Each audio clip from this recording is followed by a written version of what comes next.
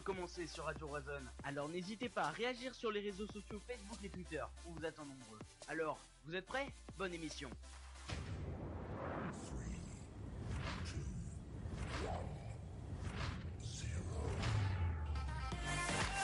Allez, salut tout le monde, bienvenue sur Radio Roison pour m'accompagner ce soir. On est en direct pour le débrief. Il est 20h pour m'accompagner du coup.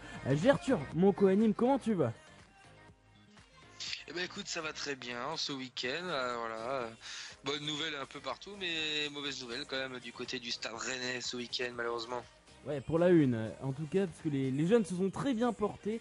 Un 3 sur 3 pour les trois autres équipes. Malheureusement, voilà, le Stade Rennais, la une qui s'est pris une fessée, on peut le dire. Clément pour nous accompagner, comment tu vas, Négrito? Salut Romain, ça va? Un retour après de longues semaines d'absence pour moi. Ouais, c'est ça, on peut le dire, t'étais sur le banc de touche. Ah ouais, un peu long. Je rappelle que c'est pas volontaire, hein, forcément. Clément qui avait des petits... voilà, des empêchements. Pour nous accompagner également, Quentin pour compléter cette équipe, comment tu vas? Bah, ça va très bien malgré la belle défaite de ce week-end face à Marseille, mais ça va bien. Bon bah parfait, du coup je propose de passer au programme. Alors pour ce programme, bien on va commencer comme d'habitude par un débrief rapide du match du week-end, en l'occurrence SRFC OM, score mérité, top flop, voilà comme d'habitude. Faut-il dédramatiser la situation et se tourner vers Lille ou plutôt se poser de réelles questions? Ça va être le débat principal de ce soir. Une défense à remettre en cause. C'est vrai que cette semaine on s'est pris pas mal de buts. Alors oui, c'était contre le PSG, c'était contre Marseille et contre Toulouse. Des bonnes équipes certes, de très bonnes équipes même, mais ça fait quand même énormément de buts ce week-end. Combien de points pour cette semaine, puisque je rappelle, cette semaine il y a un match en semaine face à Lille au stade Pierre-Mauroy, puis samedi face au SCO d'Angers au Roison Park, et puis les pronostics évidemment.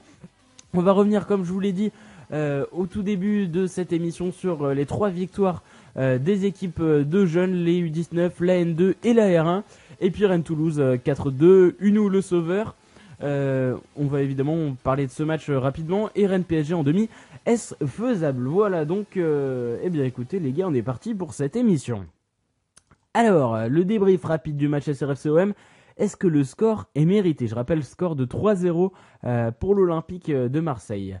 Arthur, est-ce que le score est mérité? La victoire est méritée. La victoire est méritée. Après, le score, je le trouve un peu sévère, comme a pu le dire Sabri Lamouchi. 3-0, ça fait mal. Après, oui, la victoire est méritée. Le score 2-0, ça aurait été déjà plus logique. Mais voilà, en vue du match, Rennes ne pouvait pas gagner de toute façon. Non, plutôt logique alors pour toi. Quentin, est-ce que la victoire est méritée selon toi? Oh bah totalement, parce que Rennes fait un match vraiment moyen, et on peut voir en première mi-temps il y a les occasions, mais on les met pas. Mandanda fait un gros match, mais après deuxième mi-temps il n'y a rien eu quoi. C'est Marseille qui a eu le ballon, qui a fait tourner, et Rennes qui regardait Marseille. Ouais, c'est un petit peu ça. Clément, est-ce que tu partages cet avis? Ah oui, moi je rejoins à l'unanimité, score totalement mérité pour l'OM. Même si on aurait pu mettre au moins 1 ou 2 buts, mais de toute façon on pouvait pas gagner. Ce match-là c'était impossible vu notre niveau de jeu, c'était tout simplement impossible. Ouais, et c'est vrai que le score aurait pu être beaucoup plus grave sans un Thomas Kobeck des grands soirs. Il arrête un penalty, vraiment c'est magnifique. C'est pas Thauvin qui loupe son penalty, c'est vraiment Kobeck qui se détend parfaitement pour l'arrêter, pour le repousser plutôt. Il est vraiment magnifique, et puis de beaux arrêts en première période. Alors c'est vrai qu'on aurait pu espérer un but quand même les gars, selon vous. Peut-être Adrien Hunou, je pense en première, qui aurait pu, ou Ismail Lassar par exemple, arrêté sur la ligne par Sakai. On aurait pu espérer une défaite moins sévère, les gars, selon vous? Oui, clairement, le match n'est pas pareil. Si Hunou marque sur la première action, le match mais a tout un autre sens complètement. Après on bute face à un Mandanda juste énorme. Il y a eu 2 gardiens très très forts sur la pelouse du Roison Park hier. Mandanda sort un arrêt extraordinaire. La deuxième action, c'est plus chanceux quand même, hein, plus chanceux parce que c'est vrai que sur le premier, Mandanda il peut se prendre un ballon dans la tête, il va quand même y aller, il va l'arrêter, donc c'est un arrêt magnifique. Mais la deuxième, c'est quand même très chanceux et Marseille s'en sort plutôt bien. Donc je pense que quand même sur une des deux actions, le but était mérité tout de même. Unou s'était bien rendu disponible dans la surface de réparation et a enfin joué numéro 10 un petit peu, on va dire, en ce début de match. Donc prometteur plutôt Unou, je trouvais. Ouais. Ismail Assa, par contre, un retour un peu contrasté. Hein. Je pense qu'on est d'accord. Mais c'est normal, non, mais c'est totalement normal. Les gens Sa qui première mettent dessus titularisation quand- hein, depuis son retour. Mais bien sûr, mais c'est normal. En plus, il tombe contre un Marseille comme ça. Qu'est-ce qu'il peut développer, Ismail Assar? Tu reviens, t'as pas envie de te blesser, tu fais attention. Je pense pas qu'il ait été à fond dans ses accélérations. T'as un Kazri qui sort. T'as ton binôme ça aussi, devant ouais. qui sort à un moment donné à cause d'une blessure, tu te retrouves complètement paumé. Et ça, voilà, en reprise et sans Kazri à côté, c'est très compliqué. Ouais. Clément, pour toi, c'est aussi la faute d'un Kazri blessé très tôt dans ce match? Pour le match ou pour Sarr? Bah, les deux.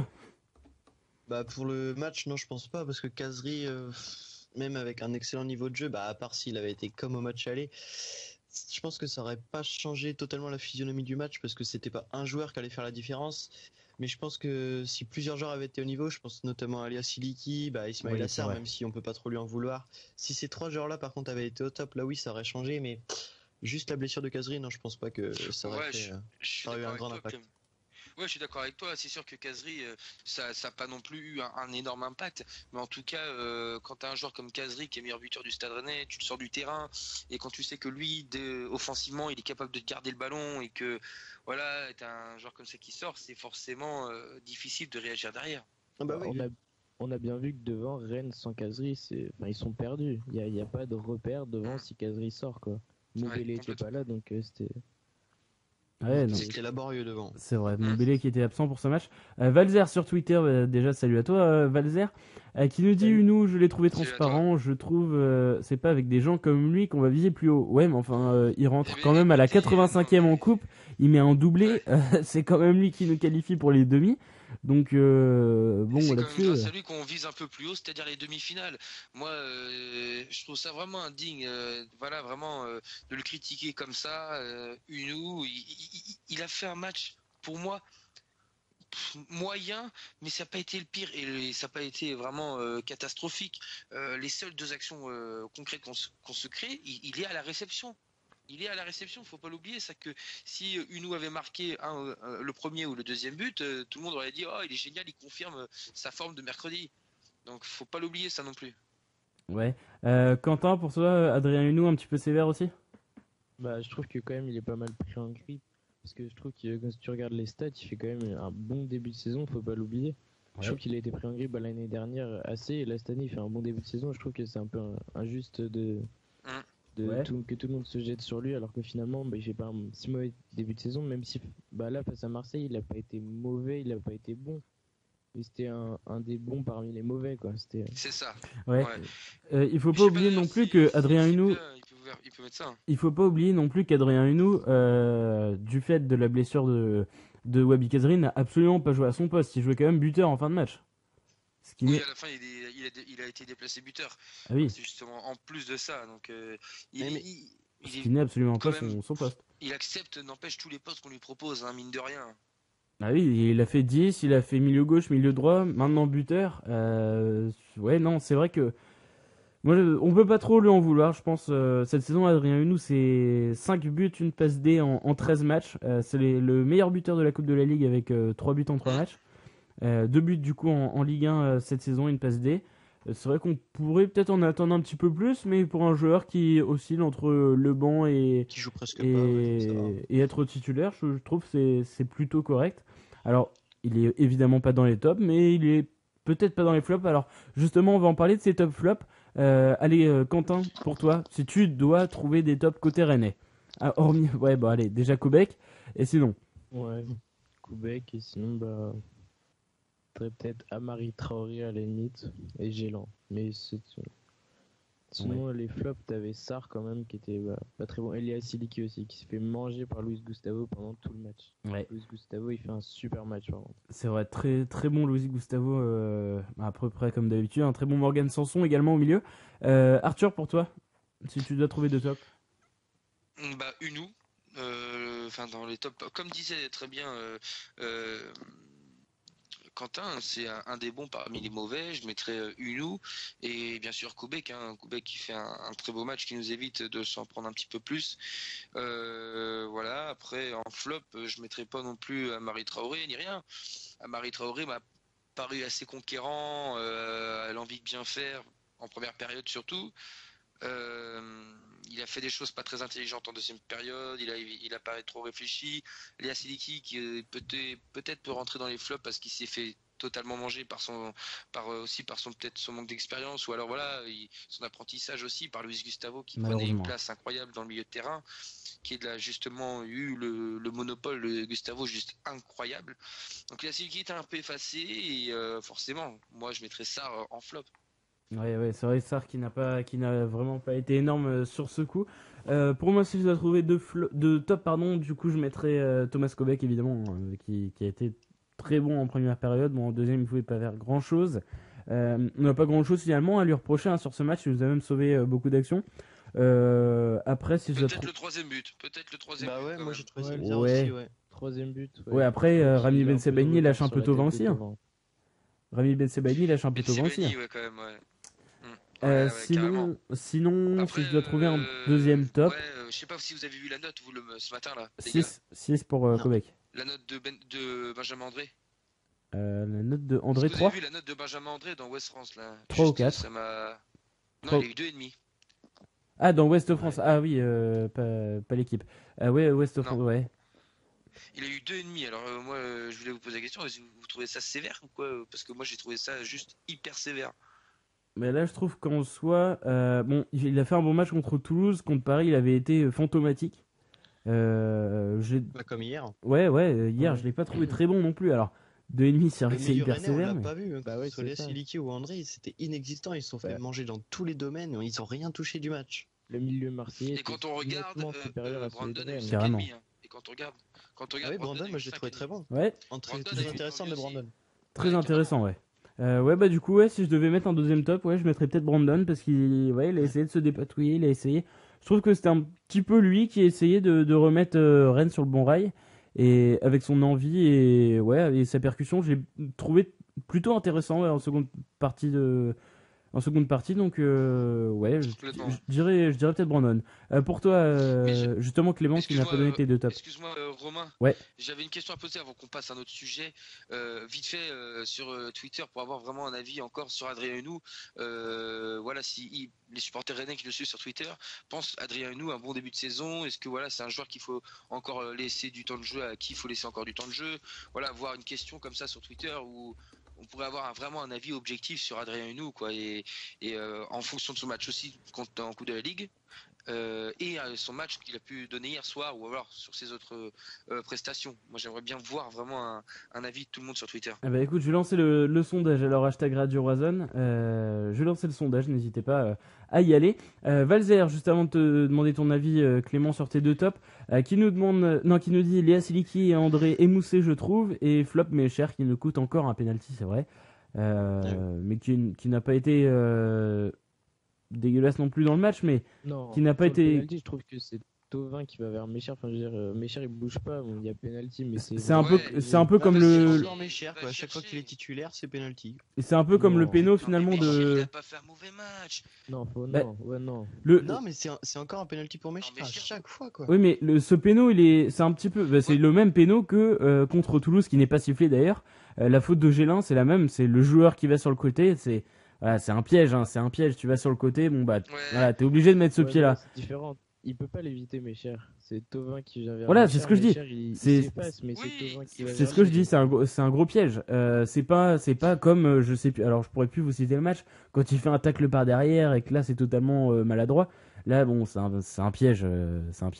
Clément, pour toi, du coup, tes deux tops, si tu dois en trouver. Moi en top du coup je mets l'entrée de Brandon parce que j'ai vraiment trouvé très très bon et il apportait beaucoup de vitesse à l'attaque rennaise. Et sinon j'ai mis Traoré aussi parce que je l'ai trouvé franchement énorme, il y avait rien qui passait côté droit. Enfin c'était magnifique ce qu'il a fait, j'ai vraiment trouvé super match de d'Amari Traoré. Et Carrément. sinon en flop, ouais à ce point-là. Et sinon en flop James Liasiliki qu'on n'a pas vu. C'est vrai. Et j'hésitais entre Benjamin André ou Sarr justement parce que mais après ça on peut pas lui en vouloir donc je pense Benjamin André plus quand même. Ouais. Ouais, c'est vrai. Alors, pour continuer cette saison, du coup, enfin sur ce match-là, faut-il dédramatiser la situation et se tourner vers Lille? Je rappelle, match mercredi, ou se poser de réelles questions quant à l'effectif. Je rappelle que cette semaine, ce sont des défaites un petit peu compliquées à digérer hein, face à Paris, la véritable correction. Belle victoire quand même face à Toulouse, mais en soi un match pas vraiment Un match maîtrisé des dégoûtant. Rennais et cette défaite qui fait mal hein, face à l'OM, la revanche. Donc pour vous, faut-il dédramatiser la situation et se tourner vers Lille ou se poser de réelles questions, Clément? Moi je pense qu'il faut dédramatiser, on s'est tapé Paris, on se prend 6-1, c'est juste normal quoi, on va voir ce qu'ils vont se prendre Nantes tout à l'heure. Et ouais non, moi je pense qu'il faut vraiment passer à autre chose et tout, c'était la mauvaise passe de cette fin de première partie de saison et là le retour, on le savait de toute façon que ça allait être compliqué avec les gros clubs qu'on jouait. Et maintenant je pense que c'est bon, on va passer à autre chose et puis on va revenir bien comme il faut dans le championnat. Ouais. Quentin, pour toi? Non, mais je suis d'accord, hein. Je trouve que Rennes, sur les derniers matchs, c'est le championnat du haut de tableau et Rennes ne peut pas prétendre à ce championnat avec son effectif.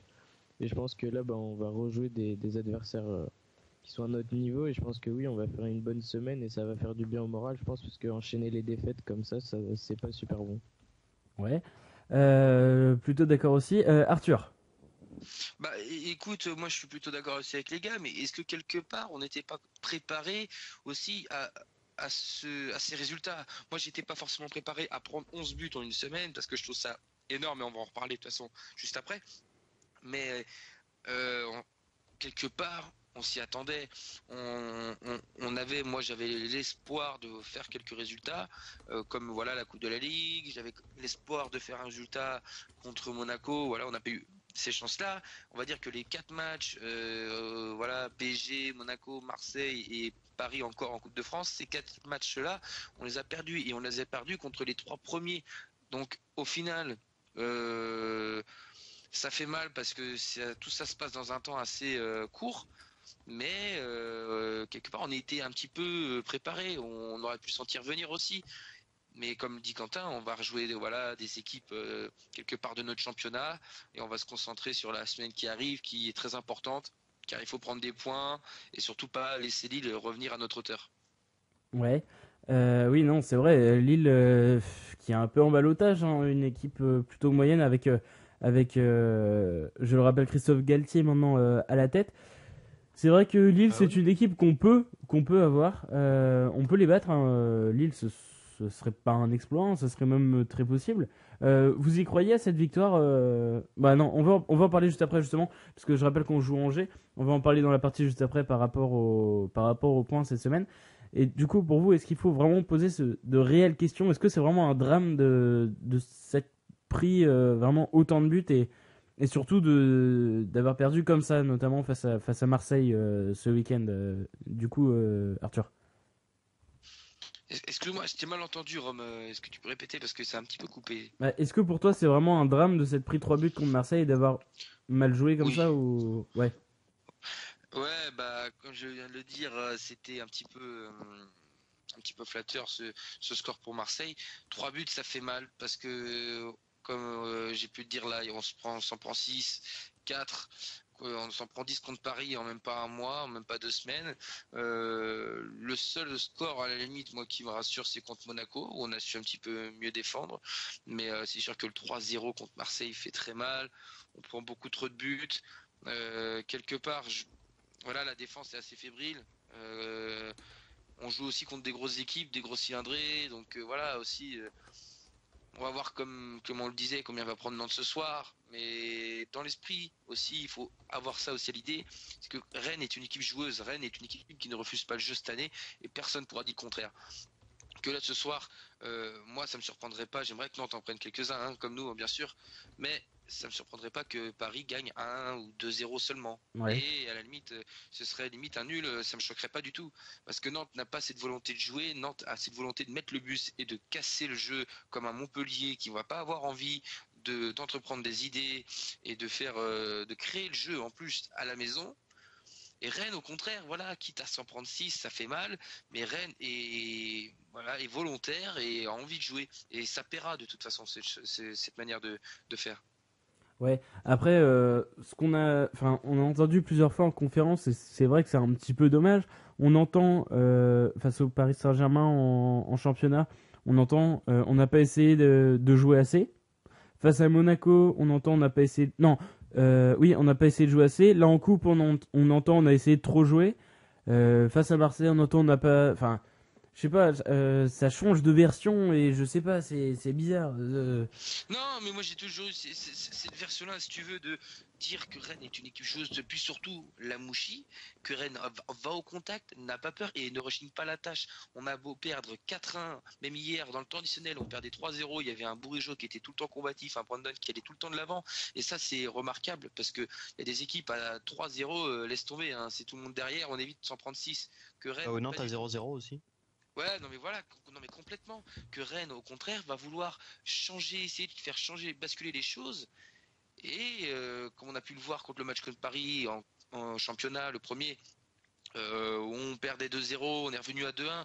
Et la période au moment où on a été encore plus volontaire, on a fait revenir à 2-1 et là on prend le rouge de André, ça a coupé le jeu. Mais à 2-1, Rennes, volontaire comme ils étaient, on aurait pu réellement revenir dans le match. Et malheureusement contre un Marseille très très bon comme hier soir, c'est pas facile. Ouais. Alors, concernant Adrien Hunou, j'ai lancé le sondage sur Twitter, #Radio Razan.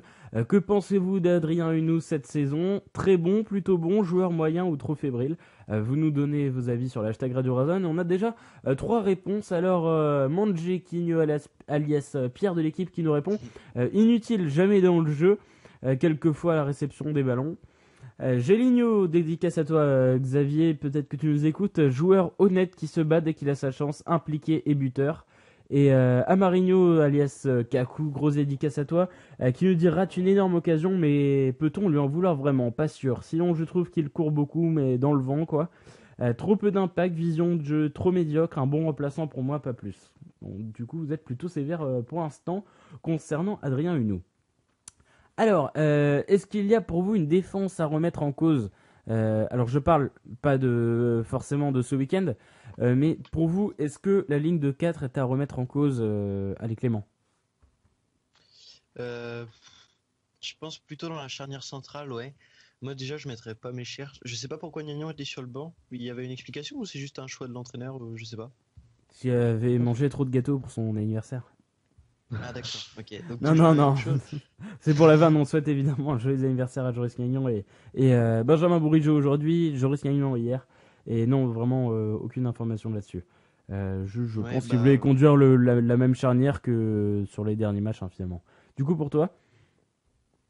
bah du coup moi je mettrais Niagnon, Gélin dans l'axe et sinon bah sur les côtés, même si Ben Sebaini là ça fait 2 matchs qui commencent à retrouver un niveau de football on va dire, je mettrais quand même Afonso Figueiredo parce que c'est vraiment un super joueur mais on le voit jamais et ça m'énerve quoi. Je pense que c'est un gâchis pour ce joueur.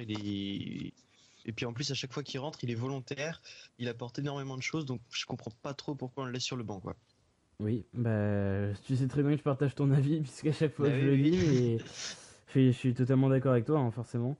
Pour toi, Quentin? Non, mais je pense que la défense est pas mauvaise. Gélin, c'est une belle découverte parce que il est bon dans le duel. Pourtant, c'est pas le plus grand. Il a une relance, il a une superbe relance, Gélin. Après, Mecher, si c'est solide, Mecher, je pense qu'il faut garder Mecher et Gélin et Amari Traoré à droite. Et Ben Sebaini, je le laisserai à gauche parce que face à Toulouse, il fait un gros match avec des grosses montées. Il a un bon volume de jeu, mais je pense qu'il fait souvent des erreurs bêtes. Il se fait souvent prendre dans le dos, tout ça. Mais c'est à travailler parce que de base, c'est un central. Donc, non, je garderai la même défense pour l'instant. Ouais. Pour toi, Arthur? Bah, moi personnellement j'aime bien mes chers depuis qu'il est revenu. Après, si je devais raisonner dans les choix comme la Mouchi, je mettrais Niagnon et mes chers. plutôt, parce que c'est vrai que Gélin, j'aime bien, mais il fait énormément de fautes, énormément de fautes, et parfois très bêtes.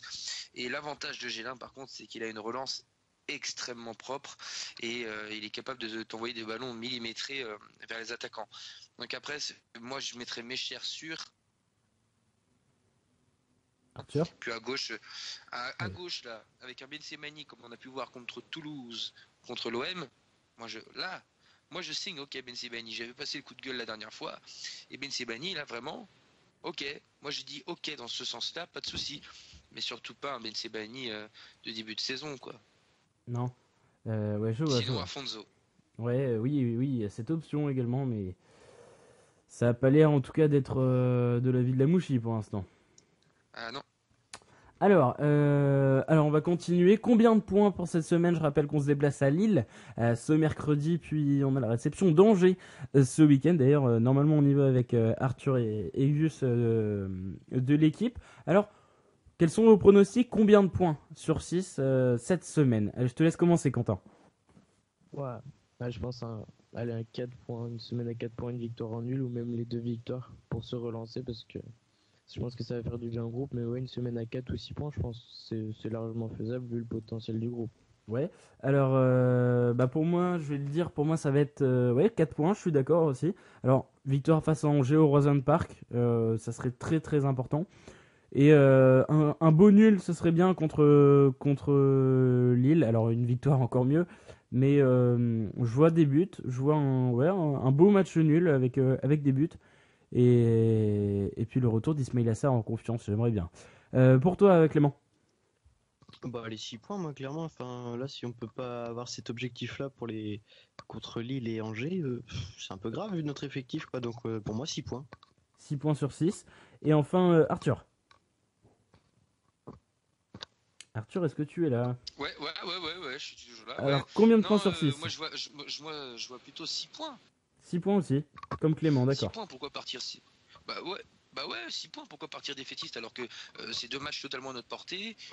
6 points, c'est totalement jouable. Angers et. Bah, je crois qu'ils ont gagné contre Lyon, là. Angers tout à l'heure, non? Match nul. Et match nul, ouais. Match nul, donc ils sont plutôt dans une bonne dynamique au final.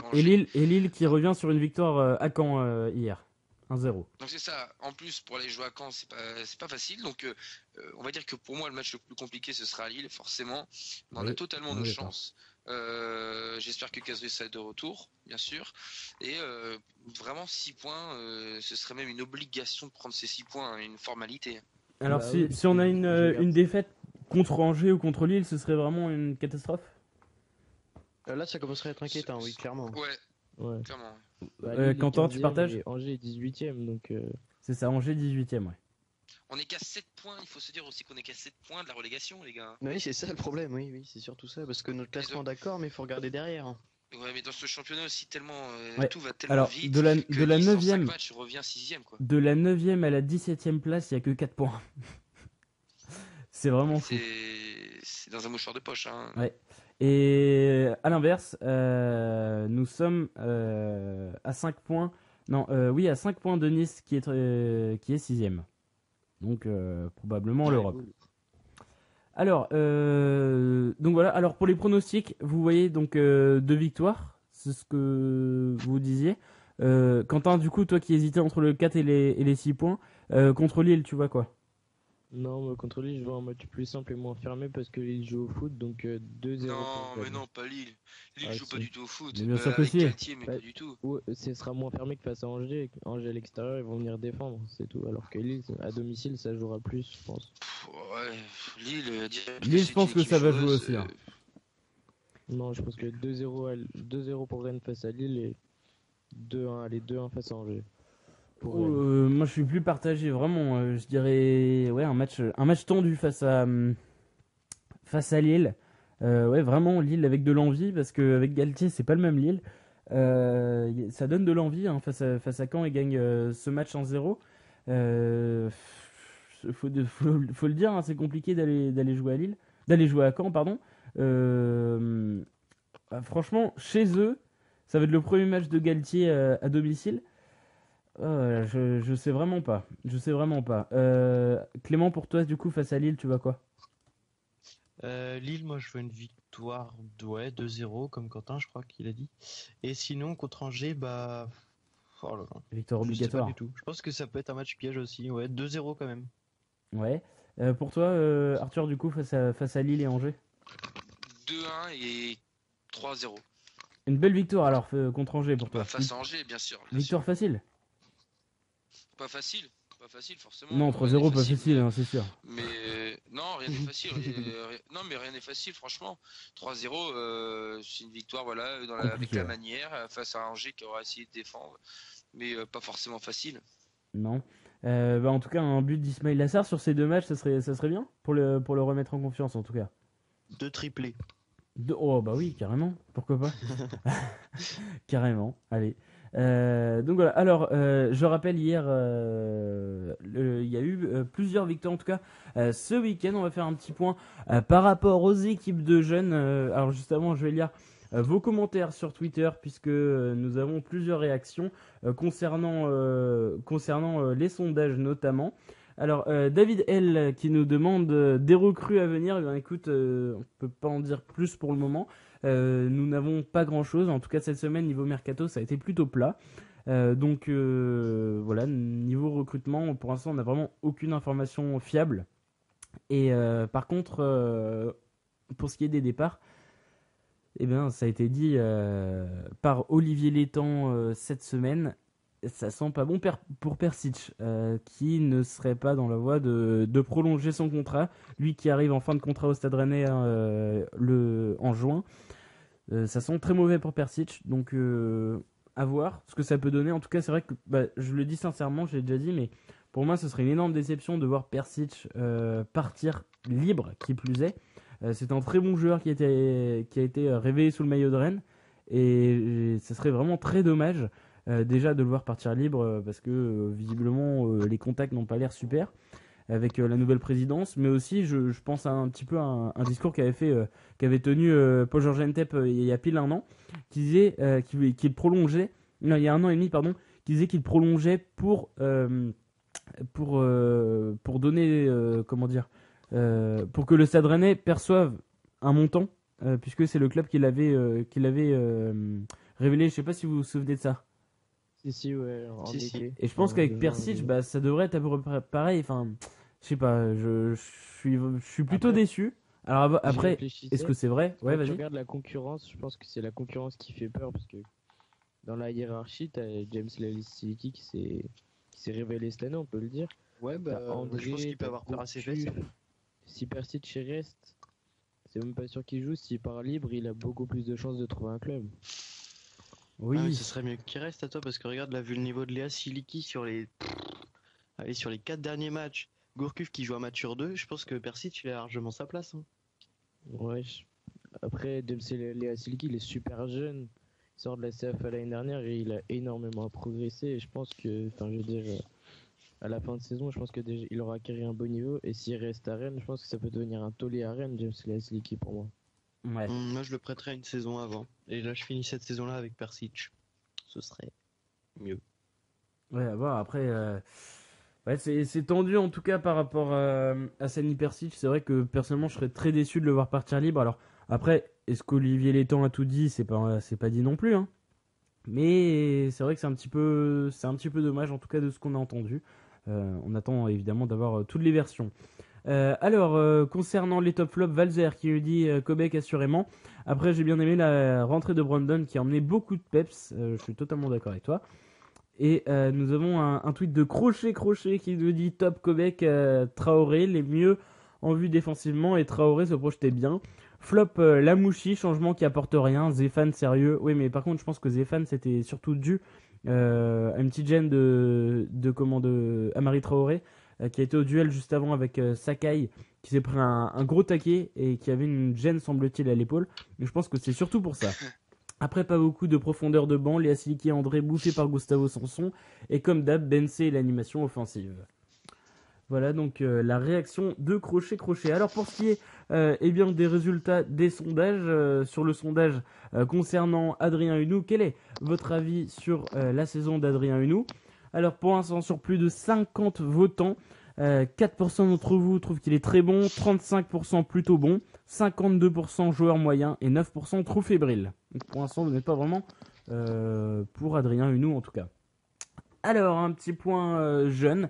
Eh bien, c'était un 3 sur 4 cette semaine sur les 4 équipes principales. On va commencer avec la Gambardella, les U19. Eh bien, étaient victorieux. 3-0 face au Vanosé en 64e de la Gambardella. But de Timothée Nkada, Mathis Piccolo et Alexis Trouillet. Tirage au sort ce jeudi 18 janvier.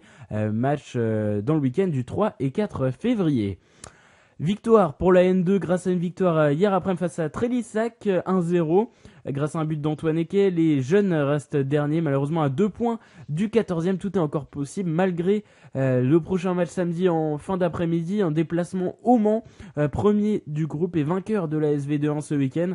On en parlait avec Arthur en début d'émission. Le Mans c'est très fort en N2.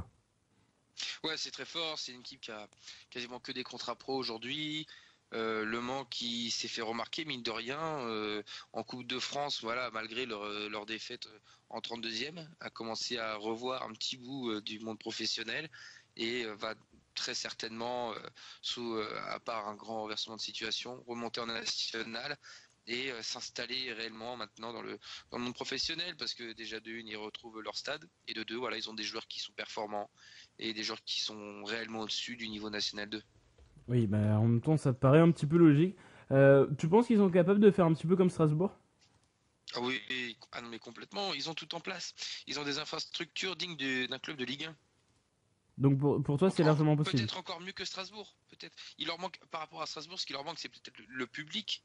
Parce que Le Mans aussi, c'est une ville de basket aussi. Donc faut peut-être le public aussi qui réagisse par rapport à ça, mais ils ont des infrastructures juste géniales. Oui. Et puis comme tu l'as dit, des joueurs presque tous pros. Ouais, c'est ça. Et un beau stade. Alors, pour continuer, victoire de la R1 1-0 grâce à un but d'Alan Kerwen en fin de match qui vient tout juste de signer un contrat stagiaire pro.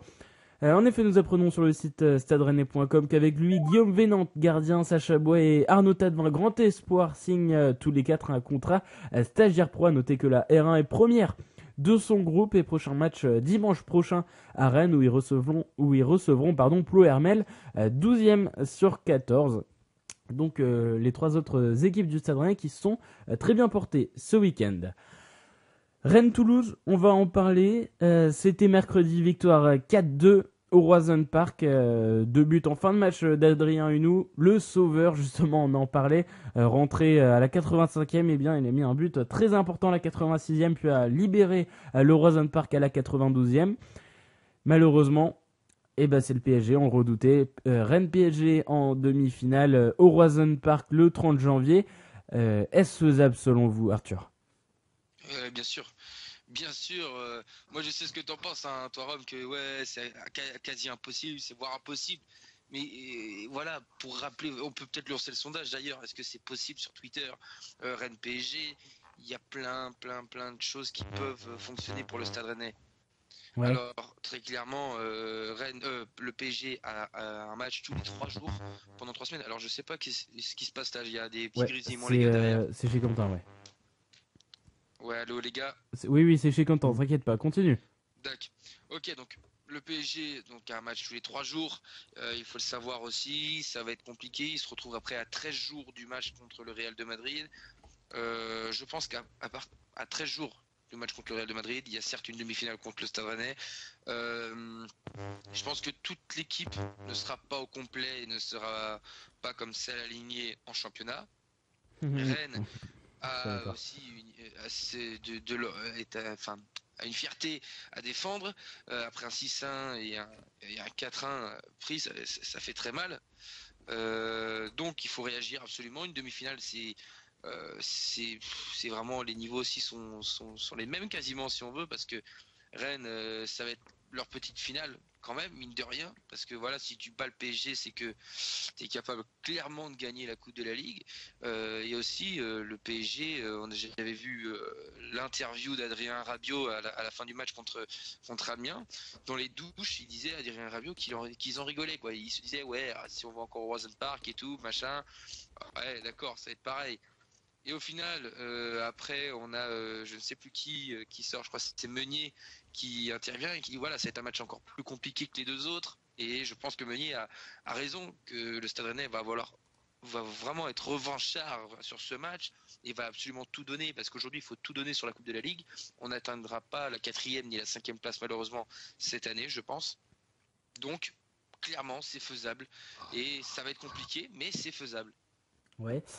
Juste avant de te demander ton avis, Clément, pour moi, je vais te répondre. Ça va être un match extrêmement compliqué, on le sait. Toi qui dis que le PSG ne va pas mettre son équipe 1, je suis absolument pas d'accord avec toi, parce qu'ils veulent tout gagner. Alors, beaucoup dénigrent la Coupe de la Ligue, disant que c'est une petite coupe, mais ça reste un titre. Et le PSG a faim. Le PSG est un ogre et qui veut tout bouffer sur son passage. Le PSG va mettre son équipe 1, t'inquiète pas que tu crois que Neymar il prendrait le risque à 13 jours une demi-finale où il va y avoir de l'intensité, de l'impact de la part des Rennais, de le casser, ou alors Neymar va rentrer en jeu, voilà, si le PSG a du mal, et il va mettre un doublé. Non, mais je suis même vraiment pas sûr que Neymar sera titulaire dès le début. À 4 ou 5 jours, dans le groupe, à 4 ou 5 jours, d'accord, il y aurait eu un risque, il y aurait quelque chose. Là, à 2 semaines, pour moi, voilà, ça va être l'équipe 1. Oui. Dans ce cas-là, t'arrêtes de faire jouer Neymar maintenant, t'arrêtes de faire jouer Cavani maintenant, pour les préserver un mois. Bah si. Non, je suis pas d'accord. Pour moi, c'est pas du tout pareil. Là, va y avoir de l'intensité. Mais une blessure peut arriver à l'entraînement aussi. Je crois qu'ils vont prendre le risque. Je crois qu'ils vont prendre le risque de casser leurs joueurs, qui vont pouvoir permettre de faire basculer un match contre le Real. En profit d'une demi-finale contre Rennes, ils vont mettre des gros joueurs, ils vont mettre le nécessaire pour nous embêter, ça c'est clair. Mais je suis pas sûr qu'ils vont prendre le risque de mettre, en tout cas, Neymar. Clairement pas. Et une blessure peut arriver à l'entraînement n'importe quand. Non, moi je suis pas d'accord. Pour moi, ils vont mettre le gros effectif, ils veulent tout gagner et ils vont tout faire pour gagner. Si la seule option pour qu'on gagne ce match, c'est voilà, qu'on donne tout. Et c'est Wabi Kazri qui disait en interview, si on perd en demi face au PSG, tout ça n'aura servi à rien. Là, tu sens qu'il y a de la motive. Voilà, tu sens qu'il y a de la motive. Ils vont tout donner. Je pense que là en Coupe de France, ils s'attendaient à rien du tout. Qui n'avaient pas du tout l'envie et qui voulaient vraiment se projeter par rapport au match de Coupe de la Ligue, je pense vraiment. Et dans ce cas, pour la demi, la seule option, c'est vraiment qu'on joue comme un petit poussé. Tu sais, comme une petite équipe de 5e division qui joue contre un gros de Ligue 1. Voilà, il faut la jouer au culot, il faut la jouer à fond, et c'est la seule option, mais il va falloir être joueur, c'est sûr. Et il va falloir tout donner. Ton avis, c'est bon, tu vois que c'est possible. Oui, mais c'est peut-être, mais parce que je suis amoureux de la coupe, c'est ce que je préfère. Mais ils vont tout faire pour la gagner. Vas-y, Quentin. Bien sûr, Quitte à changer son système de jeu juste pour le match, à défendre et jouer en contre. De toute façon, de n'importe quelle manière qu'on gagne ce match, il faut qu'on gagne. Il n'y a pas le choix. Ce groupe doit battre le PSG et ramener Rennes en finale. C'est ça la mission. C'est sûr. Et surtout, voilà, de l'autre côté, il va y avoir Montpellier-Monaco, ça va être compliqué pour Monaco. Le rêve, ce serait forcément que l'on gagne. Et contre le PSG, tu gagnes contre le PSG, clairement, tu es un grand favori et les troupes sont juste en pleine confiance. Si jamais on arrive à passer contre le PSG et que Montpellier, par exploit aussi, arrive à battre Monaco, Rennes-Montpellier en finale, on peut dire que là, on a encore plus de chance. Rennes-Monaco. Des Guingamp en Ligue 2, on perdait comme la finale. Donc... Ouais, mais sauf qu'on n'avait pas joué des PSG avant. On avait des parcours un peu plus simples, on va dire. Ouais. Mais quand même. Que là, si tu élimines Marseille et le PSG dans la même coupe, je dis chapeau quand même. Hein. Oui.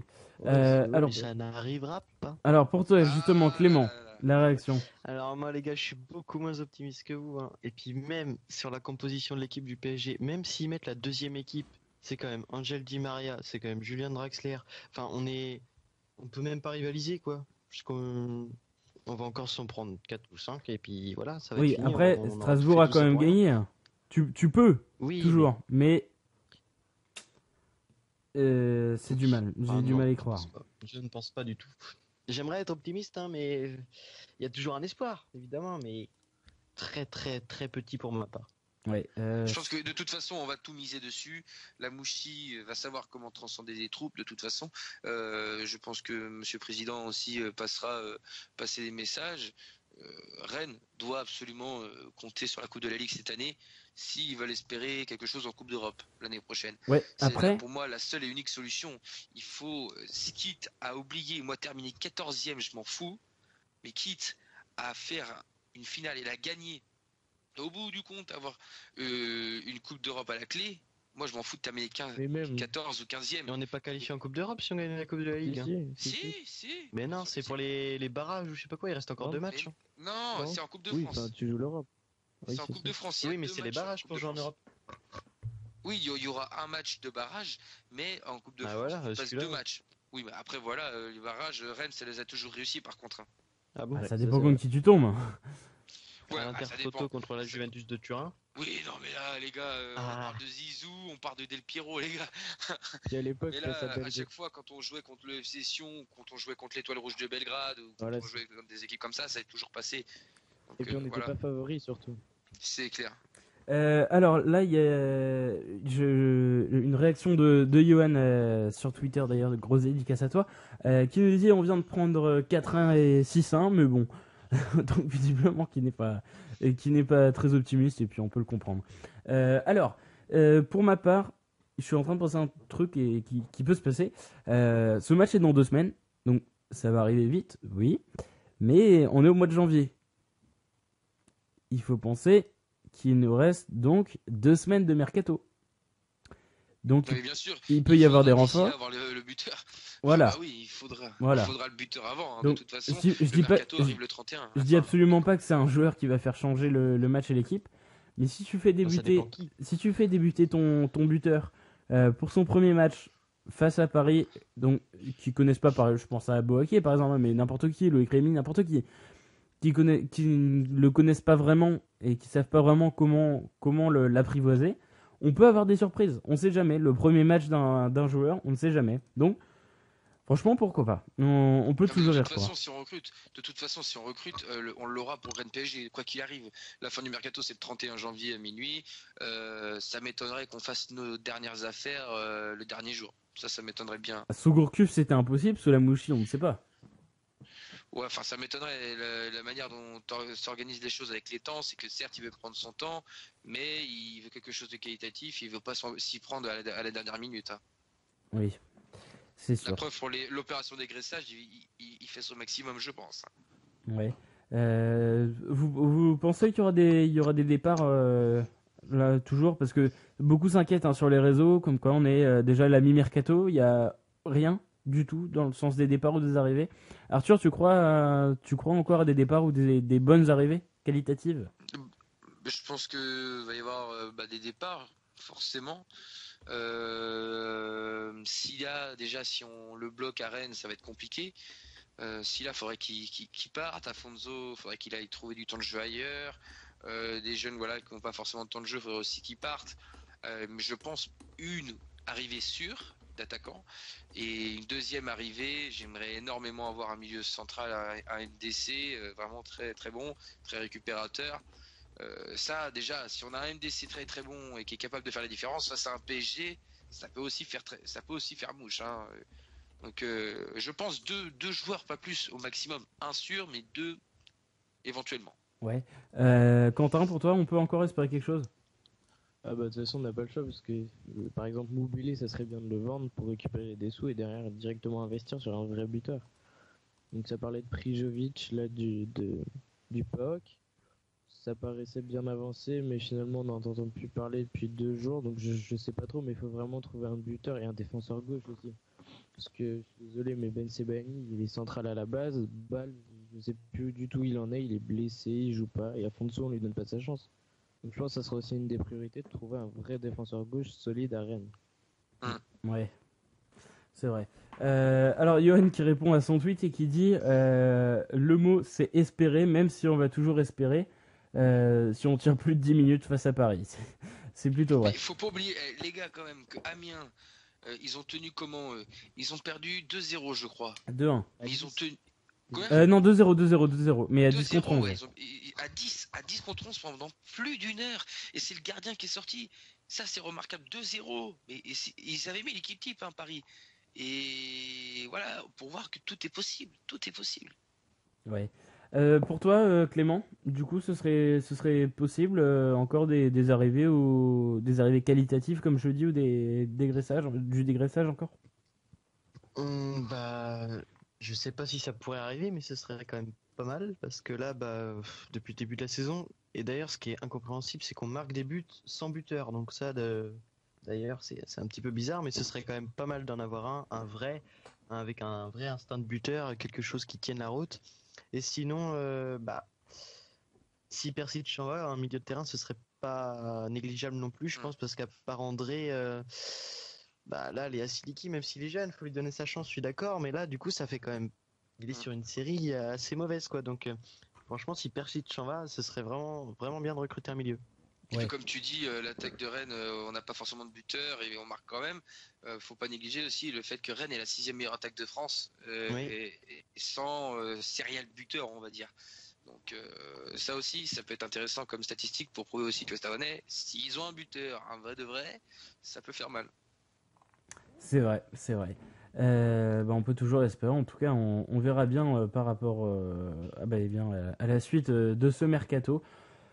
On verra la suite. Voilà. En tout cas, merci de nous avoir écoutés ce soir. On ne pouvait pas vraiment dépasser ce soir 20h52. Je vous donne les résultats des sondages. Ce soir, 2 sondages. Alors pour commencer, que pensez-vous d'Adrien Hunou cette saison? L'équipe est très enthousiaste quant à sa saison, contrairement à beaucoup sur Twitter, d'où ce sondage. Voilà, c'est ce que je vous ai mis dans les commentaires. Eh bien, sur 74 votants, eh bien, vous n'êtes pas vraiment enthousiaste par rapport à la saison d'Adrien Hunou. 3% d'entre vous le trouvent très bon.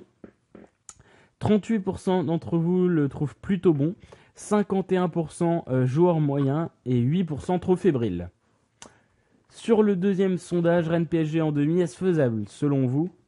46% de oui, 54% de non. Vous êtes très mitigé. La réponse n'est pas vraiment fiable. En tout cas, n'est pas fixée. On verra bien ça dans les prochaines heures. On vous retweetera, évidemment, les résultats finaux. En tout cas, voilà, merci de nous avoir écoutés ce soir sur Radio Roazhon. Un petit mot pour la fin, Quentin. Merci à tous de nous avoir suivis. On espère une belle semaine de 6 points pour les supporters rennais et on croise les doigts pour Paris parce qu'on va gagner face à Paris. Ouais, c'est pas tout de suite. Il y aura des émissions évidemment d'ici là. Pour toi, un petit mot pour la fin, Clément. Et pareil que Quentin, merci à tous. Hein. Et sinon, gardez courage les supporters rennais. Cette semaine, ça va revenir. On va remonter au championnat. On y croit. Ouais, on espère. Et puis 2 semaines, ce serait possible. On se retrouve évidemment dimanche pour un prochain débrief où on aura beaucoup de choses à dire et le sourire. On l'espère. Arthur, un petit mot pour la fin comme d'habitude. Écoutez, du plaisir encore pendant cette émission. Voilà, elle est passée vachement vite celle-là. Donc on aura plein de choses à dire bien sûr avec 2 matchs dans la semaine, le match du PSG qui arrivera très vite après. Donc voilà, moi je vous souhaite une belle soirée. En tout cas, belle reprise demain pour les travailleurs, les étudiants. Puis voilà, faites les fous, sortez couverts et surtout n'oubliez pas, vivez football. Ciao ciao. Voilà, c'est à moi maintenant de donner mon petit mot pour la fin, 20h54. Merci de nous avoir écoutés.